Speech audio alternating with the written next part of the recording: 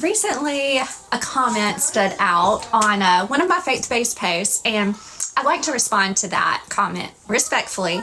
This comment basically said that Christians are all brainwashed, that we live our lives believing in a God with no proof, and that we rely on this magic book. First of all, when it comes to the Bible isn't a fairy tale. It's actually the most historically verified ancient text that we have. In fact, over 5,800 Greek manuscripts of the New Testament exist. You can compare that to Homer's Iliad, for example, which has about 1,700. Just to take this a step further, you also have historians like Tacitus and Josephus, who weren't Christians, by the way, who recorded the life of Jesus, the crucifixion, the early church. That is evidence outside of the Bible. Secondly, prophecy actually proves that scripture is more than just a book. Isaiah 53 actually describes Jesus' suffering and crucifixion in great detail, and that is 700 years before Jesus was even born. Thirdly, Jesus himself said in John 14:6, I am the way, the truth, and the life. No one comes to me except through the Father.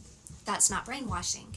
That's an invitation. In conclusion, I can't force anyone to believe, and I won't try, but I will share with you why I believe. First of all, the evidence points to it. And secondly, because I've experienced his love firsthand. You're free to laugh, and that's okay.